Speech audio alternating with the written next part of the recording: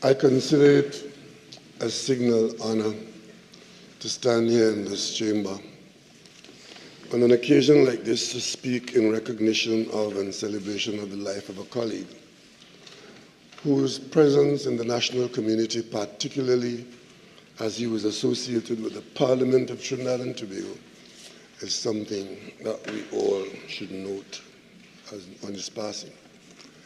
Madam Speaker, please excuse me if I speak my personal reflections as well as the reflections of my colleagues on this side and in the House as a whole as Prime Minister, but also, Madam Speaker, as a colleague of Basdeo Panday. Much has been said in recent days, most of it, if not all of it, complimentary of a career, of a citizen who's had what one may call a colorful life and history. But Madam Speaker,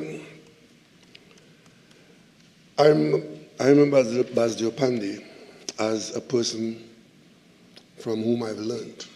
Because I remember coming into the House and the Senate as a brand new person in public life in the Senate and meeting the legendary Basdeo Panday, who by that time had already made a mark for himself as an actor, a labor leader, and a resilient politician.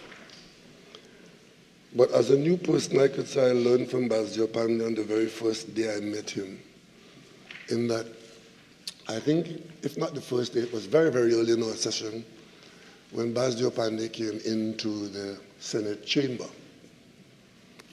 And there was a debate going on which had nothing to do with his portfolio, because then he was carrying the portfolio of Minister of Foreign Affairs.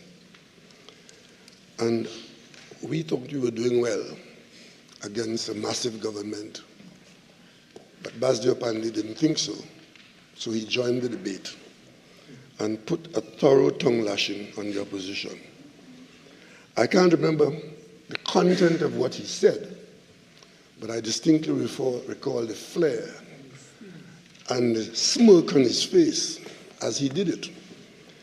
And then when he was through with us, as he was leaving, somebody noticed that the standing orders may not have been followed, because Basdeo Panday had nothing to do with the debate, and the debate had nothing to do with him.